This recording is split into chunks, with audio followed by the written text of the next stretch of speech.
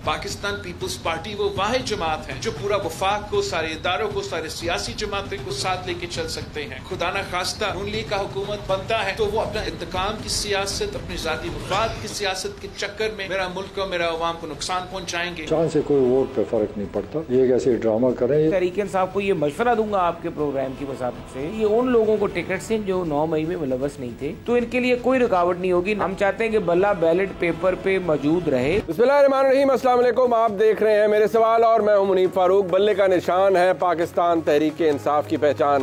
निशान बचाने के लिए नए चेयरमैन तो मुंतखब कर लिए, अब जिस तरह से इंतखाब हुआ उसके ऊपर सवाल उठाया जा रहा है। सवाल ये उठाया जा रहा है कि जो तरीकाकार अपनाया गया वो शफाफ नहीं था और अब तो बात तानों तक आ गई है। यानी ख्वाजा आसिफ साहब अपनी ट्वीट में ये फरमाते हैं कि तहरीक इंसाफ के नए चेयरमैन 2008 से 2022 तक 14 साल आसिफ जरदारी के उनके कायद रहे। 2022 में पीटीआई में आए, 1 साल के अंदर इमरान खान को जरदारी साहब का तराशा हीरा इतना पसंद आया कि अपनी कुर्सी उसके हवाले कर दी और अपने पुराने साथियों को कूड़ा करकट कर दिया।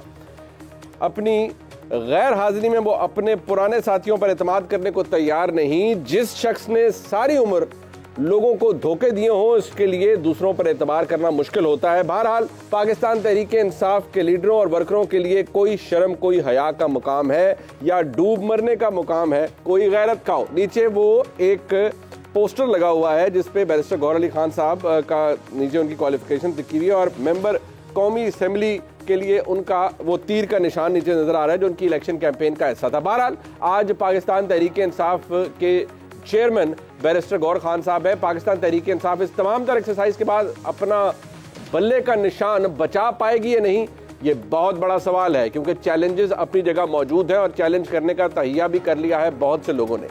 लेकिन जहां बात आ जाए सिलेक्शन की, मतलब जैसे मैं देख रहा था मरियम औरंगजेब साहिबा ने रिसेंटली जब ये इलेक्शन हुआ तो उसके बाद उन्होंने फौरी तौर पर क्या कहा, उन्होंने कहा कि पाकिस्तान तहरीक इंसाफ का इलेक्शन बड़ा ही अर्थी से आरी था। वो क्या फरमा रही थी, जरा सुनिएगा। मैनेज डिक्टेटेड सिलेक्टेड इलेक्शन की अगर मिसाल देखनी है तो इंट्रा पार्टी इलेक्शन उसकी तस्वीर है।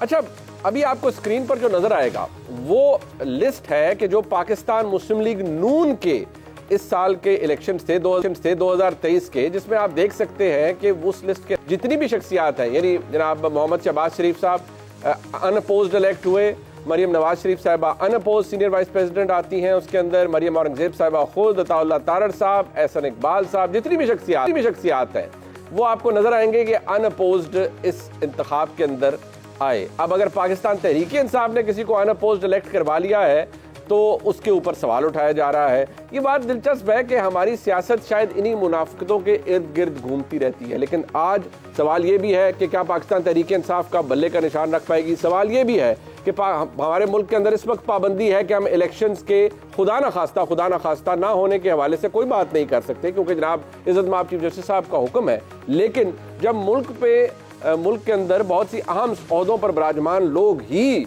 ऐसी बातें करेंगे तो फिर सवाल तो जन्म लेगा हुजूर। और सवाल मैं नहीं कर रहा, आज ये सवाल खुद ब खुद उठ रहा है जब अहम लोग अपने मनसब पर बैठ के रह रहे हैं। अब ये बात गवर्नर खैबर पख्तूनख्वा ने कही, दरखास्तें आ जाना, बेशक वो बलूचिस्तान हाई कोर्ट के सामने आए या इलेक्शन कमीशन के सामने आए, और बुनियादी बात ये करना, एक तो अमन अमान, दूसरा ये कि बहुत सी जगहों पर बर्फबारी हो रही है तो शायद वहाँ इलेक्शन इस वक्त मुमकिन नहीं होगा और लोग इस्तदा कर रहे हैं। मानी जाती है या नहीं ये इस्तेकाक, इसके ऊपर फैसला इलेक्शन कमीशन ने करना है या मुतलका किसी इदारे ने करना है, या फैसला अगर होना है अगर किसी अदालत के सामने है तो वो किसी हाई कोर्ट ने करना है। लेकिन पाकिस्तान की सियासत जा किस तरफ रही है इस पर बात करेंगे। हमारे साथ मौजूद है जनाब लाहौर काजी साहब, मुल्क के सीनियर सहाफ़ी हैं। बहुत शुक्रिया काजी साहब आपका, आपने वक्त दिया। जनाब आमिर इलियास राना साहब सीनियर सहाफ़ी हैं, इस्लामाबाद से हमें ज्वाइन कर रहे हैं। बहुत शुक्रिया राना साहब आपका।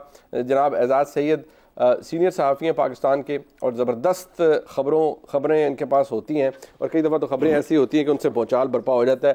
एजाज साहब आपका बहुत शुक्रिया।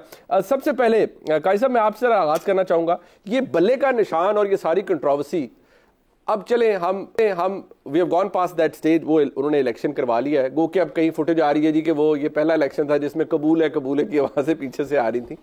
लेकिन आपको लगता है पाकिस्तान तहरीक इंसाफ के लिए जिस भी हालत में वो खतरा टल गया है कि ये निशान वाली कंट्रोवर्सी, अब तो इलेक्शन हो गया है?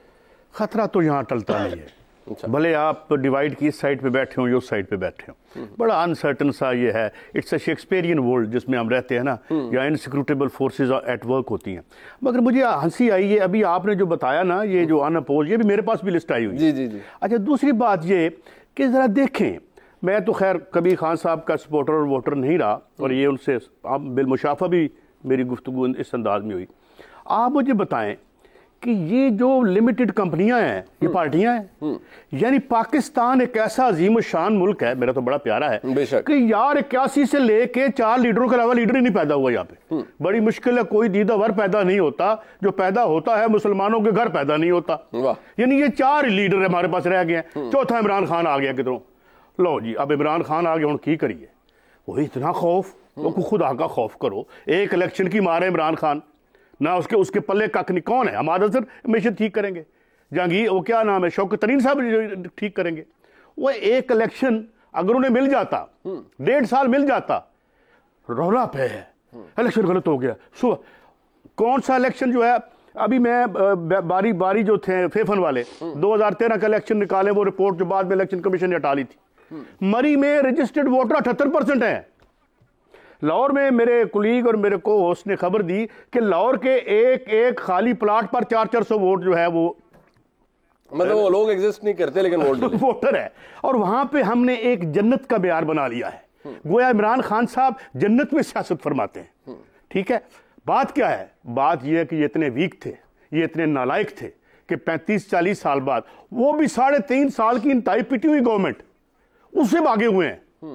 यानी उसमें सबसे जो सबसे डेट्रीमेंटल काम किया वो खान साहब की दौर में, वो कौन सा, ये जो उन्होंने स्टेट बैंक का बिल पास किया, इस पे आज शायद प्रोग्राम होना हो। Most sensitive information is being shared by the state bank, which is you know, and it is gone out in the world ना, दुनिया जानती है। अब बात ये है कि बात ये नहीं है कि इमरान खान की मोहब्बत है, और ये बड़े नालायक थे, ये इनकी नफरत है जिसका इजहार आज पाकिस्तान की अवाम कर रही है। नहीं, बट ये जो इंतखाब हुआ है पाकिस्तान तहरीक इंसाफ का, मेरा तो सवाल ये है कि बल्ले नहीं, वही ना, बल्ले का निशान तो सिक्योर कर लिया पाकिस्तान। नहीं, बल्ले का निशान यहाँ कौन सी अदालत को, मतलब माफी चाहता हूँ, कोई ऐसी बात ना हो, चले काट भी दीजिएगा हजूर। बात ये है, मैं नहीं काटूंगा, मैं गल कर रहे हैं, खुली डुली बात है ना कि पाकिस्तान तहरीक इंसाफ के बल्ले का निशान, वो कहते हैं नहीं ये सब प्लानिंग के तहत हो रहा है। इमरान खान की हमशीरा आगे कहती हैं कि ये सब प्लानिंग के तहत हो रहा है, इसलिए ये लंदन प्लान था, और पहले मुझे डिस्क्वालीफाई कराना था, जेल में भिजवाना था, और अब निशान भी हटवाना है। अरे भाई, लाडलों का मुतालबा ये है कि इलेक्शन तब कराओ जब बाहर निकालो इसको। पहले अभी गवर्नर खैबर पख्तूनख्वा क्या कह रहे थे, मैं तो नहीं कह रहा, आप तो नहीं, इसके अलावा भी जो आवाजें उठी हैं 2-4, वो तो रूलिंग क्लास के लोगों के नुमाइंदों में से निकली है ना। बात ये है कि यार इसको तुम इस सिचुएशन को जाके एक इलेक्शन में फेस करो, उसको आप भी ठीक कर। तो आपको लगता है इमरान खान का खौफ है जिसकी वजह से सारी बातें हो रही? भाई, इमरान खान का खौफ है, इनको अपनी अनपॉपुलैरिटी का खौफ है, इनको अपनी नालायकी का खौफ है, ये इनकी कबर्ड्स में बेशुमार स्केल्टन है, उसका खौफ है, उसका खौफ है। अच्छा राना साहब मुझे बताएं, खुली डुली बात है सर, ये जो पूरी बयान है कि इलेक्शन बड़ा घटिया हो गया, इमरान खान ने करवा दिया, ख्वाजा आसिफ साहब ने बड़ी एक तनकीद कर दी और बड़ी लोडेड अपनी तरफ से उन्होंने एक ट्वीट कर दी। खौफ इमरान खान का है, इसीलिए किसी तरह से बल्ले का निशान भी इमरान खान से छीनना है, ये उनकी हमशीरा ने भी कह दिया, इमरान खान भी लंदन प्लान का हवाला देते रहे। Is this the actual situation on ground? बात यह है जी कि जब हम बात करते हैं ना जी कि मकाफात अमल है, तो हमारे सारे दोस्त कहते हैं जी कभी तो ठीक होना है। मुझे बताएं, नवाज शरीफ जब जेल में थे, कितने लोग कह रहे थे उसे जेल से सजा के बावजूद बाहर निकालो और इलेक्शन लड़ लो।